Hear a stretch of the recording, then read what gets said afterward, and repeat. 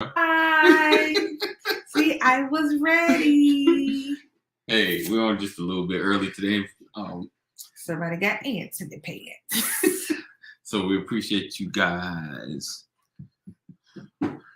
being here. And why is my mic not on? Oh, okay. I know you guys can probably hear me, maybe, hopefully. Let's see. Mikey Mike. Okay, yeah, you got it. Yep, you can hear me. Okay. Yeah, okay, so welcome to another edition of Purposeful Forever. Yeah. Yeah. Here we are. Yes, indeed. I'm so excited to be here. I say this the wrong time.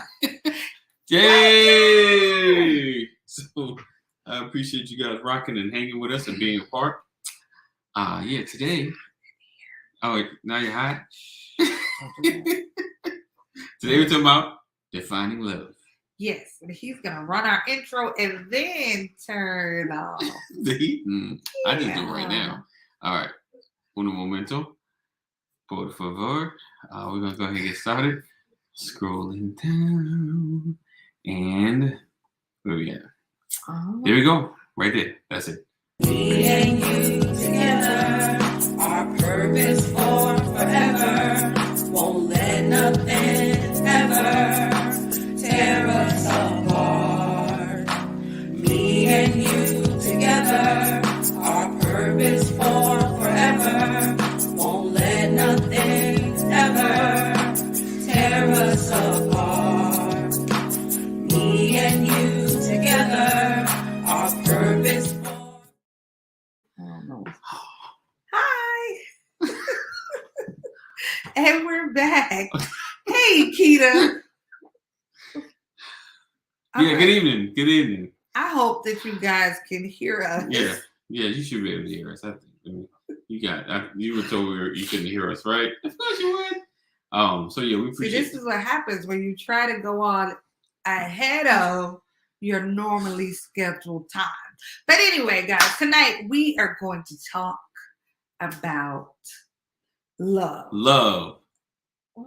Oh, and the many different definitions that's out there. So we came up with this topic. Well, I talked to someone and they were talking about the interesting parts of, Keita hears, dating and some of the different encounters that they had. So I figured the perfect conversation would be where it all starts. Love. Well, how you do it? I don't know. But y'all get the point. Right. So I'm going to start off. We even looked up some real definitions. We're going to see what's in some of these books.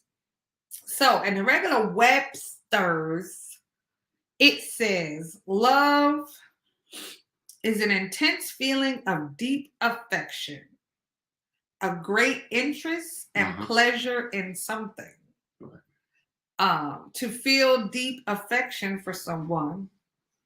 And it says to like or enjoy very much. Listen, if this is all love, it's no wonder people are having such a hard time because them descriptions does not really cover enough for till death do you part.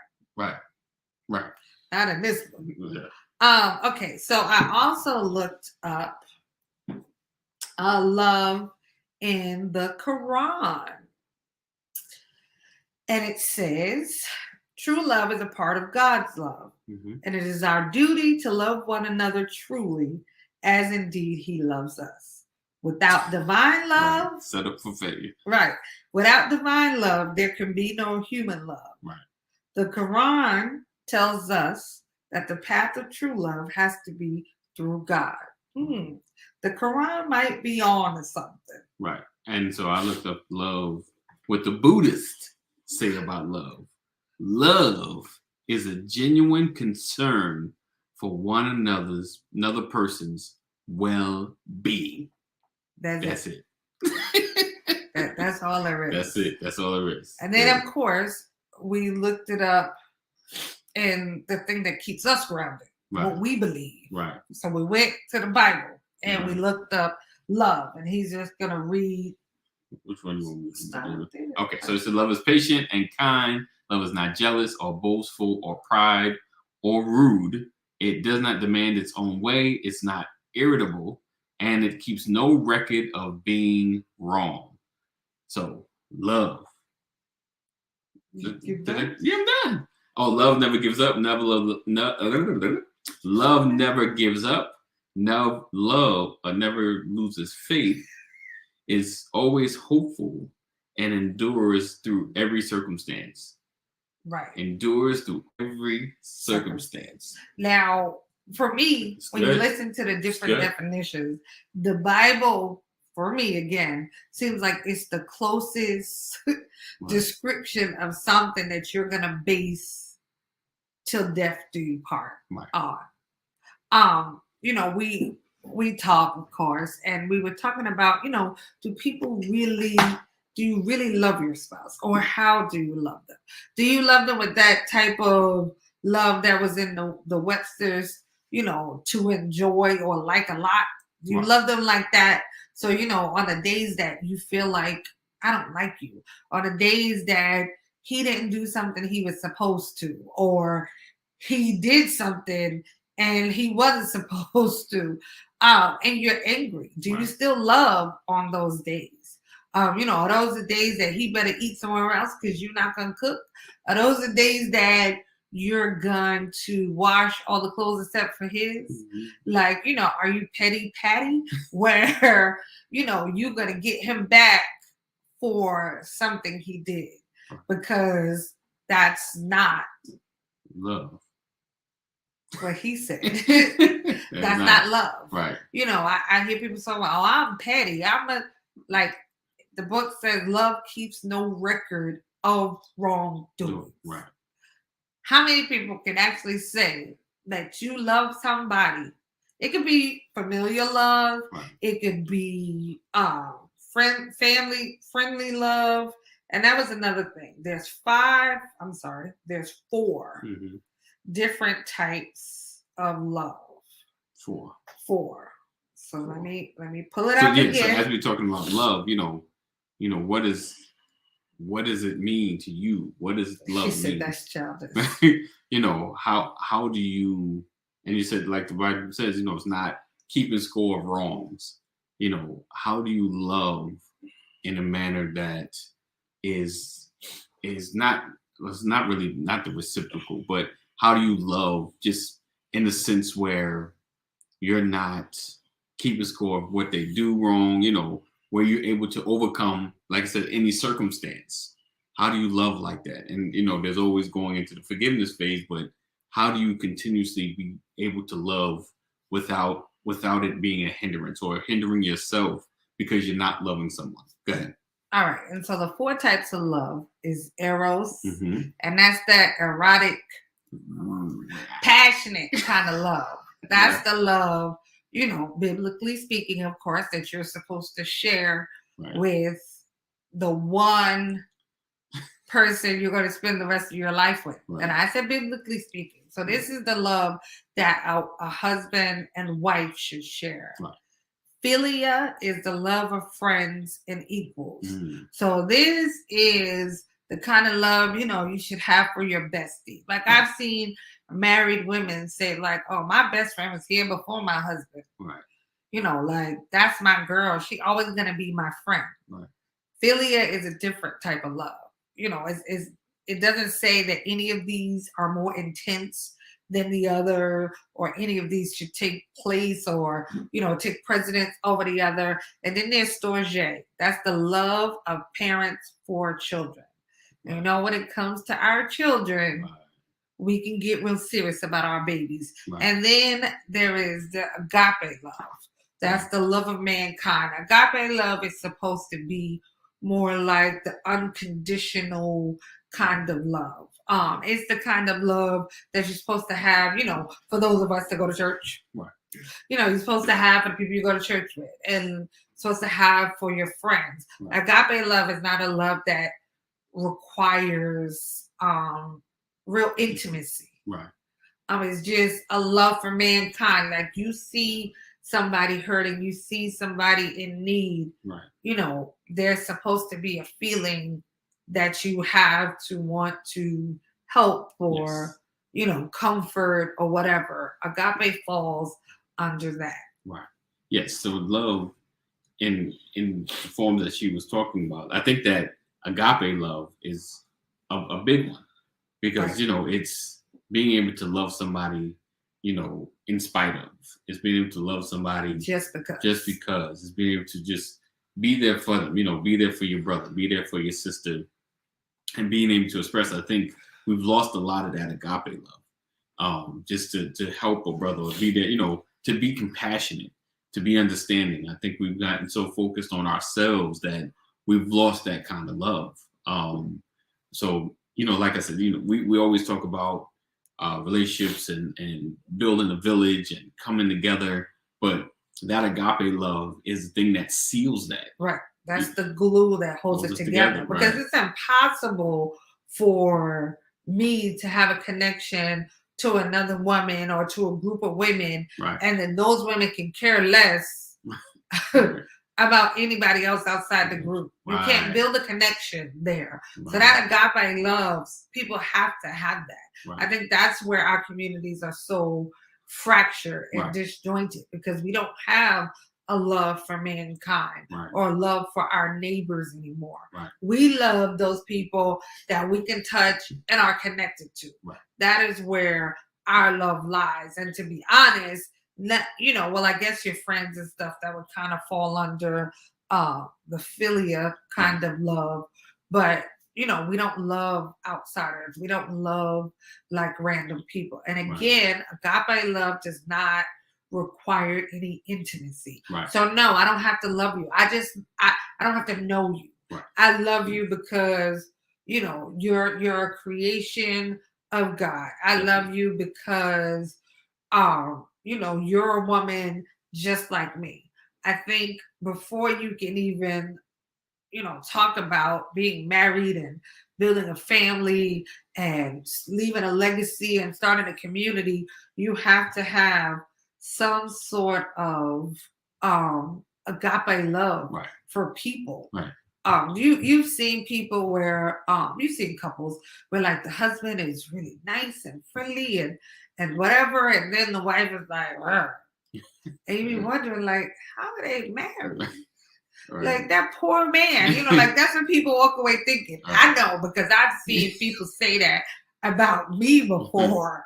Like that poor man, you know, because she looked like she doesn't love anything. Right. So I think agape love is really, really important. Right. And I believe agape love also allows you to love yourself.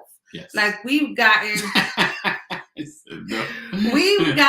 away from that too. Like not only do we not love people outside of our house, like, you know, things have happened and we've encountered so much that like on the low, we don't really love ourselves. Like, and we don't slow down long enough to realize that. We don't slow down long enough to really feel that and adjust that. A lot of time we just jump from one thing to the next, and the next, and the next, and it's about the job, and it's about the kids, and about the money, and about this, and I'm going to school, and I'm, you know, and we don't really realize like what we feel for ourselves, you know, is really subpar. Right. So I think, you know, agape love, that's where it starts. Right. Because once you have that agape love, that gives you something to build on. Yeah. Because from there, then you move to the philia, where you can have friends and build a community and all of that. And then, you know, of course, you meet somebody and that philia turns into marriage and then eros. See how I did that? So silly. You know, and then you have that passionate, intimate kind of love that then generates little mini me's. And that's the story. Yeah, I think having that, I think the agape is just, and being able to love your community unconditionally, right? Looking out for them. And we talk about that constantly. But they may not get into that friend space. You know, there's all kinds of reasons. We may not connect like that. We don't like the same things. We don't vibe like that. But doesn't mean I can't look out for you. Right. Doesn't mean I can't love you like like you, my brother. We just connect differently. We don't have to hang out, but if you need, or if you in a space where you got questions or whatever, I should make myself available at least to help you through these positions in life. But like I said, we don't even have to be friends because of just our likes and dislikes. Like you like certain things, I don't like, so we're not going to connect all the time, but we have a goal of building a community. So we work together because out of love. And I think if our community gets more focused on just trying to help each other in a loving fashion, even telling us the tough stuff, because that's where love is as well. Honesty. That honest, that honest love.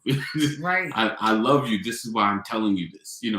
I see how your life is. This is why I'm telling you this. If we can open ourselves up, and then that's the two-sided coin of it.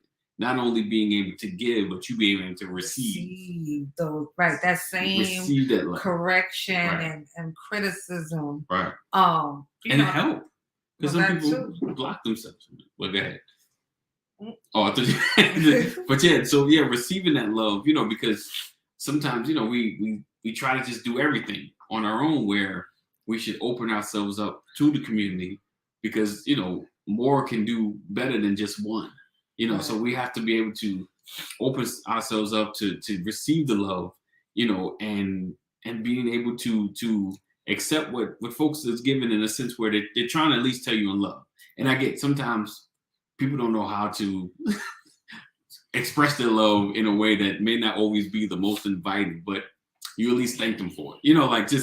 But don't close yourself off. I think that's the main point I want to make, is not to close yourself off to the love of the community. Just always being open, having the conversation, and receiving correction when it's needed or necessary.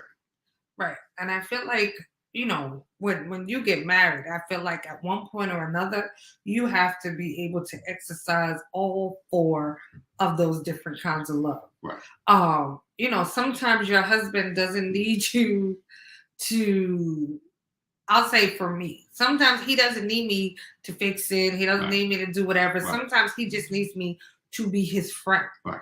There's been times we've had conversations. I'm like, okay, I need Anthony, my friend. Not Anthony, my husband. Right. I need Anthony, my friend. And I know that sounds weird, but sometimes, I need him to be more of my friend. What does that mean? I need him just to hear me out. Right. I need him to try to be unbiased and swoop in and fix it because he's my husband. Right. So there's times that all of those loves are going to come into play. Right. Like there's a specific type of love that a parent is supposed to have for their child. Right. What does that mean? That means your child is not your world. Right. I love my kids, and it took me 10 years before I had the first one. Right. So I love my kids. They, more times than not, when you see me, you see them. Right. Because they are mine and I love them. But there are also times, in different things that I love them differently from my husband. They have a place in my life. They have a place in my heart. They don't rule my life. They don't overrule everything. And I know sometimes it gets hard, especially if you're a single mom. And I'm doing single like that because there are varying definitions of what a single mother is. So whatever your definition is, sweetheart, please trust that I am not trying to pass it off like it's unimportant. Right. But when you're a single mom, sometimes, your kids become your world. Right. You take all those loves, the different kinds, and we put them into our children. And there's certain places that our children don't belong. Right. When your child is older and an adult and you choose to become friends with them, that's great. Right. But when they're children, it's a little out of order. Mm-hmm. But there are times, where you have to separate. You have to have being a mom over here. Right. And then I'm a wife over here. And of course, because you got to flip-flop, right. You have to be able to maneuver. Sometimes he doesn't need me to be AJ's mom. Right. You know, he Right. don't want to see Alexa's mom. He Right. wants Sam. He Right. wants his wife. He Right. needs me to be his wife. Sometimes he needs me to be his friend. Right. And it's important to understand how to love him. Right. You know, it's important to know what love is. Yeah. Not just my definition, but to know what his definition of love is as well. Because what I think, love is, or how I receive it, is going to be very different Right. than what he thinks. Right. So I can't just love him how I want to be loved. I tried that, by the way. I did try that for a very long time. Right. And it took a long time for me to understand why that was not working. Right. Because I didn't ask him how or when he feels my love or when he feels loved by me. I just said, I'm going to do what I like done. Right. And he should like that. Right. No big, it's no big question why that did not work. Right. It's important to learn your spouse, so you can love them properly. And what does love them properly mean? Love them in a way that they can feel. Definitely. It does not matter if I keep buying him cologne. I could buy him 500 bottles. Right. If he don't like cologne, does it matter? Right. And he's like, I bought you a $500 bottle, but I don't like it. Yeah, that's not my thing. Right. So it doesn't matter. It doesn't resonate as love to him. Right. It doesn't feel like love. Right. We have to stop. So let's slow down. I mean, COVID slowed us down. Things are opening back up. Don't just fly out the house. Right. Don't just fly back in to your routine.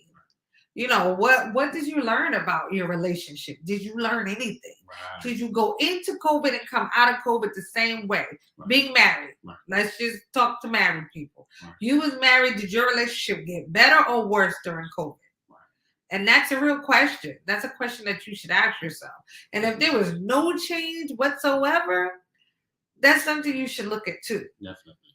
You should it's definitely important that you know how to love your spouse. They always talk about the love language, knowing, how affirmations, gifts, and then what kind of gifts. Like my wife's not a flower person. Like flowers is not, so flowers is not a thing. She could receive it as a gesture, like I was here, I was thinking about you, but it's not like a big thing for her. There's certain things that she likes. And it's important that we know these things. It's important that even when it comes to foods, like, this make her smile. Like this particular meal, this is what she likes. So it's understanding exactly what your spouse needs to feel love. Because, like she said, if I give her what I want, she probably ain't gonna be happy because that's what I like. That's what I like, but it's not what she likes. So it's having that understanding, paying attention, and even in your friends, understanding things that they like, how they like to be addressed, or things that they love, and what makes them feel appreciated. And like she spoke about the listening, like we don't have to have all the answers. Sometimes just a listening ear, just to be there, is what people want. They don't, and sometimes folks don't talk because I don't need answers. I just need to get it out. Right. I know what I did wrong. I know what's messed up. I already know. I know this, I done jack some stuff up. I just need to vent. I just need to say it out loud and let it be done. And we need to be there. That's that level of love that we need to show. We need to all get into a space where we are showing more love than being disgruntled towards others. Right. Or some folks you ever just talk, they always most of their speech is drama. Like some mess is always going on. Either they're talking about their own or they're talking about somebody else's. And it's like, is this where we at? Is this the only bitter conversation we're having? So we need to change a lot of that conversation. If you're around that a lot, either don't talk to them as much. Because I'm not trying to cut folk off, but sometimes you got to slow down some conversations. Like all you're hearing is negative, it affects you. So if you get around folks that, hey man, I did this was great, and we had this conversation, I love that she said, and we did, you want to be around more positive stuff, and you want to show more love and appreciation. And I think it'll it'll make life easier. It betters our community when love becomes the center. You know, I know Jesus is the center, but love is what he asked us to do. So when love becomes the center of what we do, I think it begins to change the environment. Right. And for everybody, you know, there's people on here or that may see this that's already married. There's people that's trying to get married. Figure out how to place those loves in the right place. Sometimes, you know, you meet somebody and maybe that person only deserves agape love. Right. You know, like, I want the best for you. I want you to succeed, you know, whatever, but you're not for me. Right. And that's okay. Right. It's okay to say, you're not what I want. Right. It's okay, you know, to say, this is not right for us. Right. You know, stop meeting people and already you about to give, you know, you ready to jump the arrows. Right. You ready to get all hot, heavy, and passionate, and you can't figure out, you know, why it don't work. Right. Why in 2 weeks you right back, right, you know, where you started. Figure out how to place, you know, give people the right reactions. Put them in the right space. Maybe you're just a friend. Right. You know, maybe you could be a good friend. Maybe we can hang. Maybe we can enjoy each other's company. Right. Like, let's not force things. Right. You know, you can't force a relationship. You can't force somebody to love you. Like, sometimes it's just not right. And it's okay. It's okay for it not to be right. Right. Like, don't allow yourself to get into a space where you're like desperate. Right. And what does that mean? That means you're just willing to take, you know, the first person that's like, hey there, you're like, hey. Right. And then you wonder, you know, why you get home and there's a monkey in a box. Right. Like, right, you know, let's take some time. Love takes time. Yeah. You know, that real kind of substantial love, that takes time. Like, it should take time. Right. You know, before you get, you know, to that eros, that passionate, that all transparent kind of love. Right. Because passion is not always, it's physical. Yeah, there's a physical aspect to eros, but passion is, you know, there's a little more to it than that. Like, yes, you know, we share eros or whatever, but at the same time, like, he's passionate about wanting me to be my best self. Right. He's passionate about wanting me to succeed. So it's a much more than just physical. Right. You know, let's not trifle, you know, oh, I love you. Let's go hop into bed. Right. You know, we throw around the word love so much. Right. I mean, even the worst definition said a strong affection for, like, a strong, like, you know, affection. When you add strong to it, that means it's a little more than surface. Yes. Take time to get to know people. Like, there are things that I love about people, you know, that makes me or helps me to love them. Right. You know, it's not just whatever. And it's not just about getting stuff from somebody. Like, it's not about what you can do for me. Like, you know, it said love isn't selfish. Love isn't proud. Like, I'm not too proud to ask you for help. Right. Like, you know, I'm not so selfish that all I want is your help. Right. Like, I think if we really took some time to read some of these definitions, it doesn't matter what you believe. That's why we read something. I read something out of the Quran. He read something from the Buddhists. Yeah. You know, out of the Bible, and then just out of the regular dictionary. Your belief really doesn't matter. Right. You know, take some time, really think about what love is, and if you really want to share it with someone else, because that's what you're saying. When you tell somebody, I love you, that's saying, I want to share a part of me with you. Right. In one way or another. And I'm not talking about physical. Right. I'm talking about, I want to share a part of who I am with you. Right. And that's the key right there, being willing to share. And like, if we talk about the furthest of it, like the agape, you know, that doesn't mean I'm maybe sharing something super intimate, but I'm willing to share my time, with you. Just share my knowledge. Right. If I really love you, at least to share something with you that'll help further you, or even just to bring comfort. You know, I think we just get in our mindset to to really try to love one another. And I know, like, if the reaching out is not your thing, it's kind of like you got to work on it. you gotta be willing to sometimes get in that uncomfortable space just to be willing to love others. You never know of what new friend you might find if you just begin to connect with others, begin to show love for others. I've been able to connect with some great people just getting out of my own box, getting out of my own way, just begin to love others, in more of a I like this.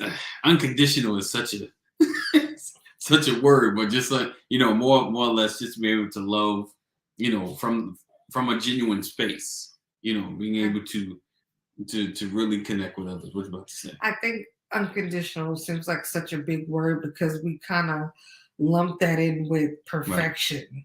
I think so. Like right. It has to be perfect. Right. Like there's nothing about us as human beings that is ever going to be perfect. True. So like unconditional just means, for me, I mean, I'm not looking at the dictionary, but when I'm talking about loving somebody unconditional, that means I'm not gonna give up trying. Right. I may mess up, I may fall, I may do it all wrong for a long time, but I'm gonna keep trying to get it right. Like I feel like that's where unconditional love comes in. Like where you're just gonna keep trying. Right. Listen, I'm not perfect. It's not perfect, but I'm going to keep trying. Right. To me, that's where the unconditional comes in. When you're willing to keep trying, and that could be in friendships. A lot of times, it's with your children. Like the older they get, the relationship changes. Yeah. It shifts. Now, they're your kids, but they like adults that live somewhere else. Right. So you have to learn how to love them differently. Right. And that's with all relationships. Over time, relationships should change and evolve as we change and evolve as people. I often look at our communities and I'm like, did we ever love each other? But I think back to the 60s, those people that were willing to go up against the cops and, to send their kids to white neighborhoods. Yeah, it may have been about their kids, but they were thinking long term. Right. They wanted the generations of us that came after them to be able to live free. Definitely. They didn't want our generations to be going through the same thing. Those people loved Black people, even Black people they had not seen yet. Right. So I feel like it's possible for our communities, for us to get back to a place of love, like real agape love, the whole kumbaya, we shall overcome, whatever you want to call it. It is possible. We just have to look at others as ourselves. Think about all the things you've been through and all the things that you need, whether you say it or not. Somebody standing next to you in the grocery store can be feeling the exact same way. Yes. Life could be beating them down the exact same way it's beating you down in the moment. So be kind, be thoughtful, share, not a smile because y'all should be wearing masks. But you can smile with your eyes. You see people, you can tell they smiling with their eyes. I don't know if you should do that to people. It might seem a little creepy. But you know what I mean? Like it doesn't hurt to be kind, to show love to one another. I mean, we're all on this planet together, regardless if we want to be or not. This is where we are. Ain't nowhere to go back to because we all came from somewhere else. So at this point, we've got to make the best of what we have. And your biggest resource is people. I don't care what you tell yourself. Money, all that stuff, opportunities, businesses, it all comes from people. Our biggest resources is each other. Definitely. But if we can't look at somebody and see them in their rarest form or in their worst moment, then we'll never get it. We'll never get it. Yeah. That is the truth. We never. It's fine. You're okay. Oh yeah, definitely having that understanding, having that love, having that real relationship with others, and being honest, about the relationship you have, and if just being transparent, like don't be real, don't be fake about your relationship, you know, try to be as honest as you possibly Right. can with each other about the relationships that you have, even in like I said, even in the agape, you know, you sharing your heart, sharing your thought, you know, just always just kind of be honest with them. You know, I think that's where we get lost. I think we've gotten to this fake wearing masks kind of culture. Well, we wear masks, but you know, wearing a facade and things like that, you know, that we have kind of lost our way, you know, as far as being genuine towards each other. And those the hurting, they're wearing a facade as well, and no one's really connecting. And some folks just need a word, just need a moment. I just need an encouraging word. I'm having a rough morning, you know. And if we can begin to the eyes become more honest and more connected to each other, you know, in the most possible, in the most transparent way, I think a lot of things will change. Period. You know, I think our communities will become closer, and you know, the struggle wouldn't be so hard. Honestly. All right. Okay, Right. that's it. Like I said, we are our biggest resource. Definitely. We are. Your brothers, your neighbors, people you encounter. People are your biggest resource. Right. The world does not work without people Right. of all colors, of all shapes and sizes. The world does not work without us. Right. So let us show some love. It's the holiday season. Always. Let's be loving. Let's be kind.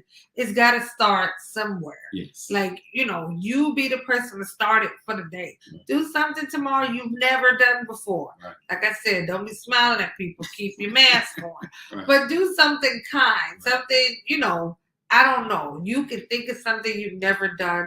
Be kind to somebody tomorrow.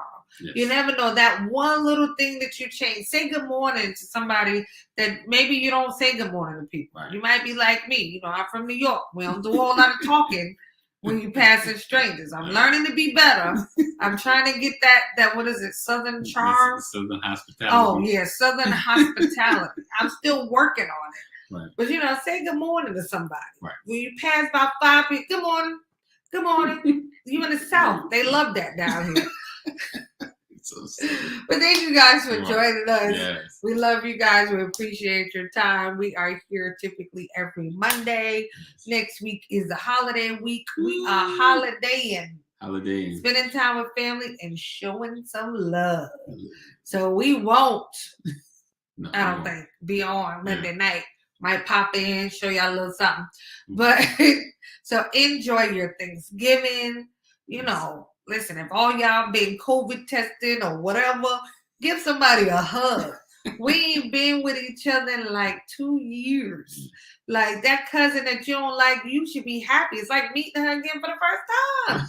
Listen, it's been 2 long years. Right. Hug somebody on Thanksgiving. Yes. Hug 'em. That auntie that get on your nerves, hug her. Listen, we've been trying. Nice Auntie, you know what? I know you about to say something crazy. I'm going to hug you. You're going to get all this love right now. Let's do something different this year. But from us to you guys, we love you. We hope you have a great Thanksgiving. And love unconditionally. No. Love intentionally. Love unconditionally. And love on purpose. Me and you together, our purpose for forever. Won't let